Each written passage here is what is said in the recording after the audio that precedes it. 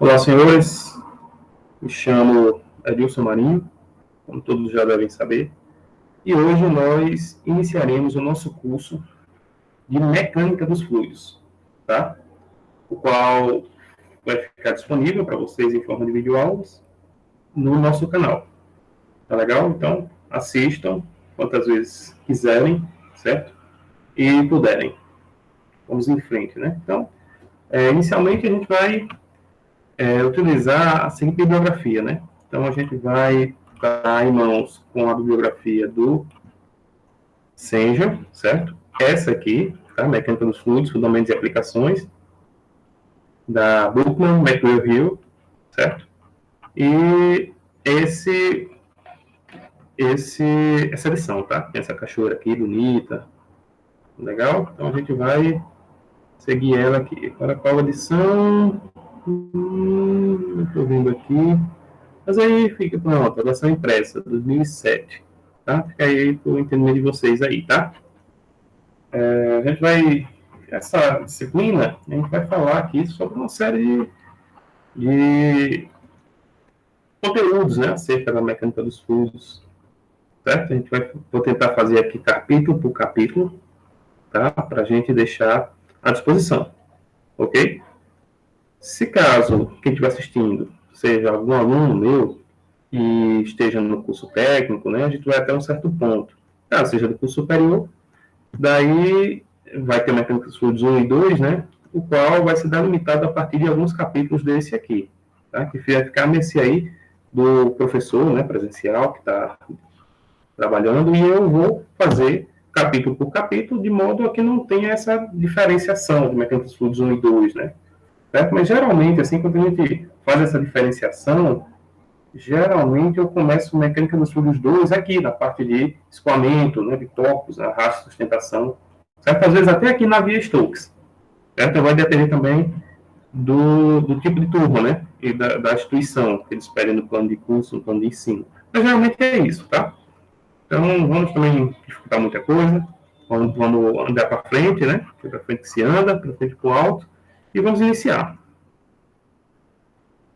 Então, a gente começa com o capítulo 1 do livro lá que a gente já falou, do Senja, certo? O qual a gente vai tratar de introdução e conceitos básicos, certo? Então, o objetivo geral dessa aula aqui é compreender os conceitos básicos de mecânica dos fluidos e reconhecer os vários tipos de problemas de escoamento de fluidos encontrados na prática. Um dos conteúdos que a gente vai falar aqui é introdução, condição de não escorregamento, classificação de escoamento de fluidos e sistema de volume de controle. Se vocês pegarem o livro, vocês vão ver que tem umas coisas nesse capítulo, mas eu peguei essa parte aqui, só esses conteúdos, que é o que eu achei que seja mais importante no momento, tá? Não desvalidando lá o professor Senja, né? Que, enfim, anos-luz. No entanto, só por uma questão pedagógica, didática, né? Eu escolhi esses conceitos aqui, que são um pouco mais focados, né? No nosso curso. No entanto, é interessante que vocês leiam o livro por completo, né? E estudem isso quando puderem. Tá? Então, a nossa biografia principal a gente já falou aí, é o Senja, tá? Então, vamos em frente, certo? Então, logo a introdução aqui já consta o que vem a ser a mecânica, né? Então, a mecânica é a ciência física mais antiga que trata de corpos, tanto estacionários como em movimento, sob influência de forças, né? Então, a gente sabe que, basicamente, a mecânica, ela pode ser dividida, assim, de uma forma bem grotesca, em dois estudos, né? A estática e a dinâmica. Ou seja, o corpo em repouso, estática, e o corpo em movimento, dinâmica. Certo? Fazendo luz lá aos princípios da lei newtoniana, né?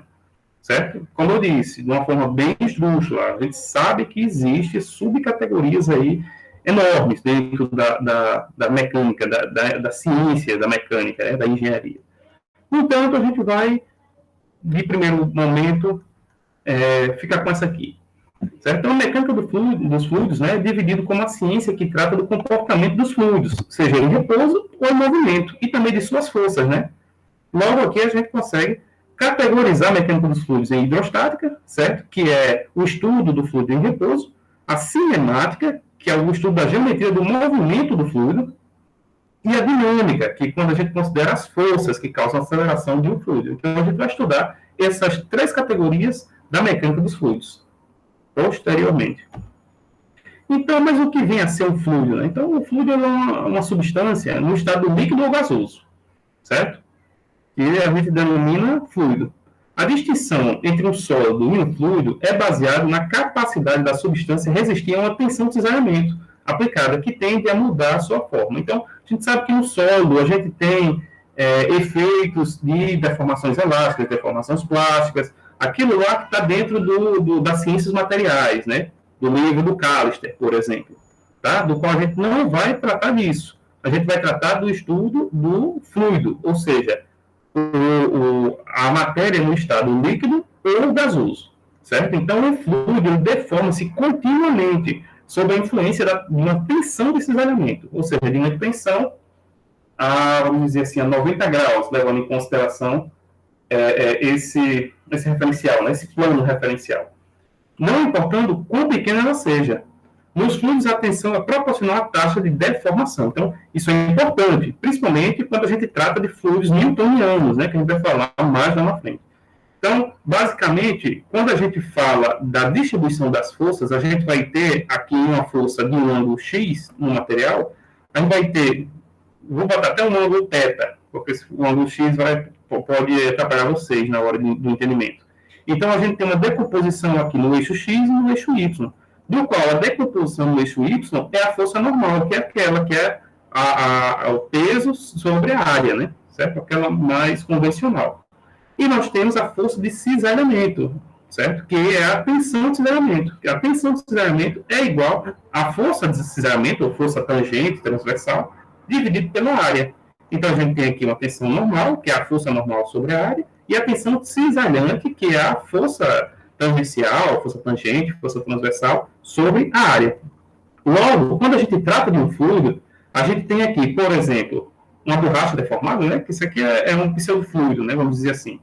Mas se a gente tem um fluido aqui, a gente tem uma superfície fixa e uma superfície móvel, qualquer esforço que a gente colocar aqui, vai haver uma deformação nos fluidos, que a gente vai falar mais lá na frente, principalmente no conceito do fluido laminar, né? Que a gente vê aqui que ele pode ser deformado na forma de lâminas. Mas isso aqui, mais na frente, a gente fala. O que a gente precisa saber agora? A gente precisa saber agora que você tem aqui uma certa placa, certo? Uma prancha de surf, por exemplo, do qual qualquer força que eu colocar aqui vai haver uma deformação. Logo, o fluido, né, principalmente os newtonianos, ele tem uma relação de proporcionalidade muito grande, né, ou seja, linear para o newtoniano, entre a tensão de cisalhamento e a taxa de deformação, o gradiente de velocidade, como vocês queiram falar.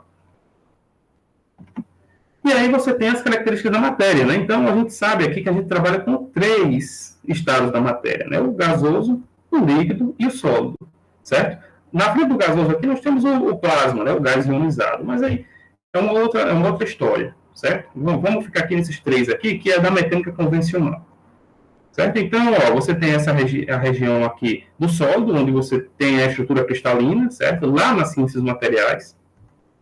Você tem um líquido, certo? Você tem um grupo de moléculas que movem em torno um dos outros. E você tem o gás, que você já tem um movimento aleatório. Logo, a cinética é maior. Sendo a cinética maior, você tem maior energia presente nos gases que nos sólidos, né? Então, eles estão em um estado mais energético, de maior vibração, certo? Então, as ligações intermoleculares são mais fortes nos sólidos e mais fracas nos gases. Uma razão é que as moléculas nos sólidos estão agrupadas mais próximas umas das outras, enquanto nos gases elas estão separadas por distâncias relativamente grandes, né? Então, dentro aí do ensino médio, no estudo das ligações moleculares, né, a gente consegue entender aqui algumas ligações relacionadas com sólidos, relacionadas com os líquidos, né? As secundárias, as dipolo, ponto de hidrogênio, e por aí vai. E as gasosas que estão mais livres para poder voar. E aí, uma observação importante é você saber a diferença de um gás e de um vapor, certo? O pessoal, às vezes, não tem essa ideia de diferenciar o que é um gás e um vapor, né? Pensa que vapor é água. Então, não é bem assim, certo? O estado de vapor de uma substância é costumeiramente chamado de gás quando está acima de sua temperatura crítica.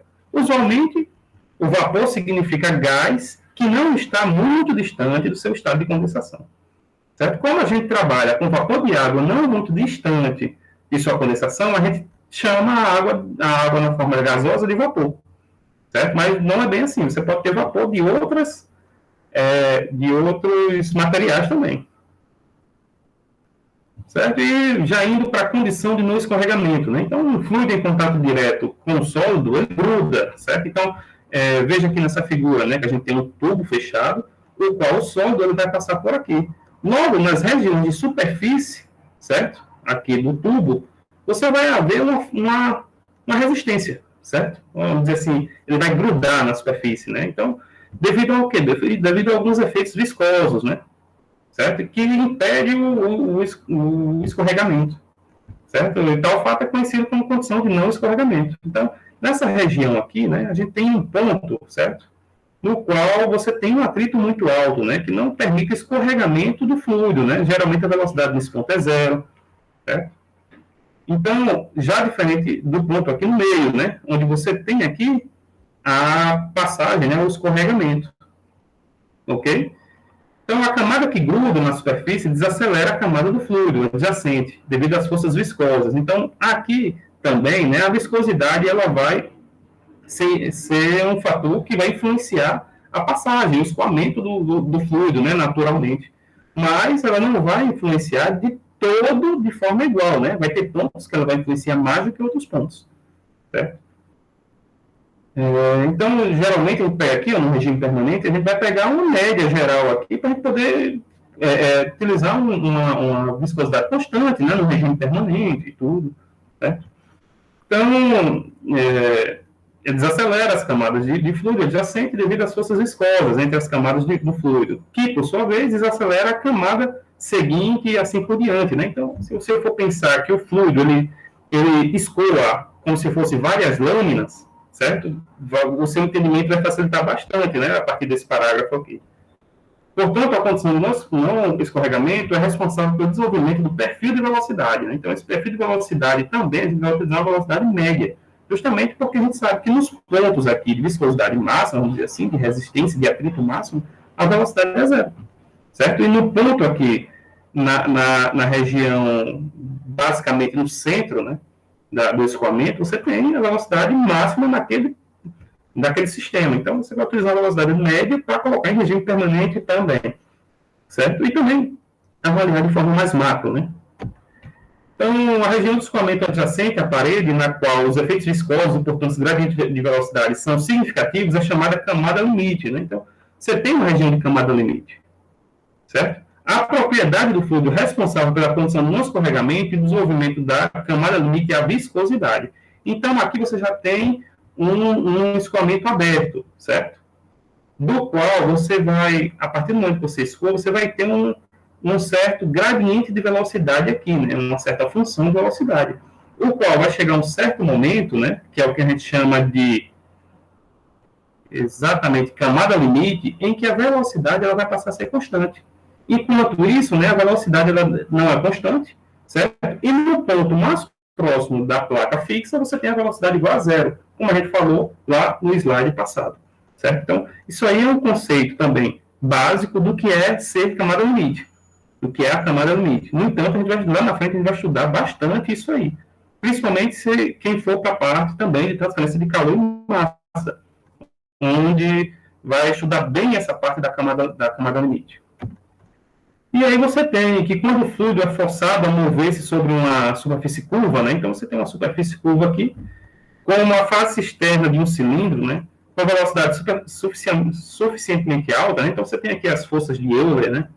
As forças de Newton, certo? Ou seja, a derivada da função, a força centrífuga, certo? A camada limite não pode mais permanecer presa à superfície.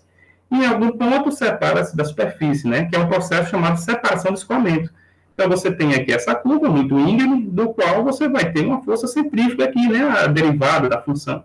E aqui você vai ter a quebra da camada limite. Logo, você vai ter esse efeito chamado ponto de separação. Tá? Isso aqui é muito comum também quando a gente está trabalhando com força de arrasto, lá na frente. Certo? Por enquanto, fica só o entendimento básico disso aqui que eu acabei de falar. E quanto à classificação do escoamento dos fluidos, né? Então, você pode ter um fluido de escoamento viscoso versus um não viscoso, né? Então, quando duas camadas fluidas movem-se uma em relação à outra, desenvolve uma força de atrito, né? Como a gente já conversou. Entre elas, é a camada mais lenta tenta reduzir a velocidade da camada mais rápida, né? Então, se você tem um atrito e subentende-se que o seu sistema linear são várias lâminas, né? Quer dizer, laminar, são várias lâminas, logo você vai ter uma região de atrito, né?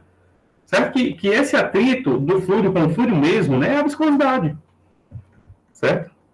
Então, a resistência interna ao escoamento é quantificada pela propriedade chamada viscosidade, né? Então, a viscosidade em si é uma resistência ao escoamento, certo? Então, os escoamentos em que os efeitos do atrito são significativos é o escoamento viscoso, lógico, né? E a região do escoamento afastada de ambos os lados da placa e não afetada pela presença da placa é a região de escoamento não viscoso, certo? Então, se você tem os efeitos da viscosidade de uma resistência interferindo no escoamento do sistema, você tem um escoamento viscoso. Caso você não tenha, né, que são alguns pontos do fluido, né, principalmente esses pontos mais próximos do centro, né, você vai ter um escoamento não viscoso, certo? Claro, uma condição mais micro, né, vamos dizer assim. E aí você tem a relação do escoamento interno e externo, né? Então, o nome já diz, o escoamento interno, você tem os tubos, né? O escoamento no tubo, então, ele vai ter essa forma, né, da velocidade, né? Se a gente for colocar ele em aspecto matemático, né? Certo? Uma paraboloide de centro, certo? Vamos dizer assim. E no escoamento externo, você vai ter lá aquela camada limite, né? Ou você vai ter N fatores a depender da geometria do seu sistema, né? Então, basicamente, o próprio nome, escoamento interno versus externo, ele já responde, já define, né? Certo? E aí você tem um escoamento compressivo e incompressivo. Isso é muito importante. Por quê? Porque, geralmente, né, quando a gente trabalha com fluidos incompressíveis, a gente tem a densidade constante dele em todo momento. Certo? Ou seja, em todo momento a sua densidade não muda, que é o caso dos líquidos, certo? Já no escoamento compressivo, a sua densidade altera, se a gente altera a temperatura, a pressão ou outros fatores, certo? Logo, ele passa a ser um componente muito perigoso, certo? Muito perigoso. Por isso que, quando a gente vai trabalhar com vaso de pressão, a gente faz teste hidrostático, ou seja, a gente faz um teste com água e não com ar. Certo? Por quê? Porque a água é um fluido incompressivo. Chega em algum momento que a pressão ela fica constante. Certo? Já o ar não. O ar ele vai até estourar, vamos dizer assim. Certo? E aí nós temos o escoamento laminar e turbulento. Então, o movimento altamente ordenado dos fluidos, caracterizados por camadas suaves do fluido, é denominado laminar. Certo? Já o movimento altamente desordenado, que ocorre mais em altas velocidades, né, é o escoamento turbulento. E o meio entre eles é o transitório. Ah, mas professor, como é que a gente consegue quantificar se ele é categorizar? Se ele é laminar, transitório ou turbulento? Pelo número de Reynolds, que a gente vai falar lá na frente. Tá? Então, se você ver esse GIF aqui, ele está mostrando, né, ó, um fluxo turbulento, ó, já um laminar, tá vendo? Ó, ele já fica mais, uma forma bem mais ordenada, indo para o transitório, ó, certo? Então, a gente já começa a ter essas questões senoidais, né, essas perturbações, e aqui você já passa a ter um turbulento, já com mudanças, né, ali aleatórias, estocásticas. Certo? E escoamento regime permanente e não permanente. Né? Então, o regime permanente a gente usa bastante a ponto de vista de cálculo. Por quê? Porque a gente implica dizer que não vai haver mudanças nas suas propriedades ao passar do tempo. Já o não permanente, há mudanças em todo o tempo. Né? Então, é muito difícil a gente conseguir quantificar à mão um sistema com regime não permanente. Certo? Então, a gente, a título teórico, né, a gente quantifica com um regime permanente, onde as suas propriedades vão estar constantes, em aquele ΔT, em aquele momento, tá? E aí a gente consegue ter algumas informações a respeito, né, que a gente vai ver lá na frente.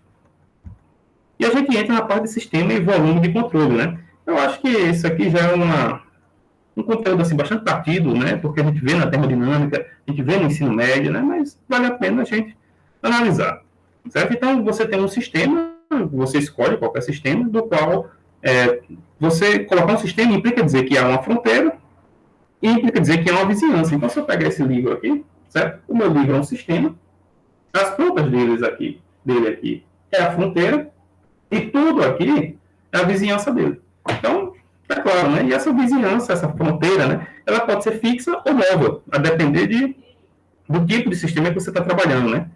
Então, o sistema aqui a gente define ó, uma quantidade de matéria, ou região do espaço escolhida para estudo. Então, você pega qualquer região no espaço-tempo, né? Ali, se relaciona. E esse sistema, ele pode ser um sistema fechado, isolado, ou um sistema aberto, certo? Um sistema fechado é aquele que você tem a massa constante, no entanto, você tem a transferência de energia, certo? Por exemplo, o planeta Terra. O planeta Terra é um sistema fechado. Por quê? Porque você não tem saída de matéria dentro do planeta. Mas ele não é um sistema isolado. Por quê? Porque você tem a entrada de energia, que é a luz do Sol, que entra no planeta Terra. Logo, ele tem um fluxo energético, uma troca de energia, mas não tem uma troca de massa. Porque se não houvesse uma troca de massa, toda vez que evaporasse a água para a chuva, as nuvens iam para fora do universo. Tá entendendo? Ia para o universo, desculpa, fora do planeta para o universo.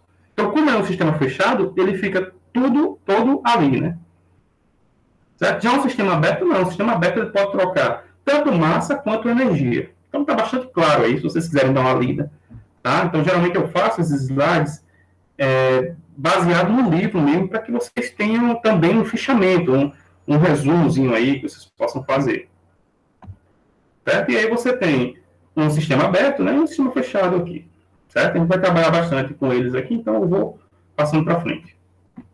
Ok, então a próxima aula a gente já entra nas propriedades do fluido, né, do qual você tem o objetivo aí de ter um conhecimento prático das propriedades básicas do fluido e compreender, né, a aproximação do meio contínuo, ter um conhecimento prático sobre a viscosidade e as consequências do efeito do atrito que ela causa no escoamento dos fluidos e calcular a ascensão e depressão capilar devido ao efeito superficial. E você vê um GIF aqui, né? Também relacionando aqui as diferenças de viscosidade para cada óleo, né, que a gente utiliza, principalmente no setor automobilístico. Certo, pessoal? Então, obrigado a todos e próxima aula a gente se encontra.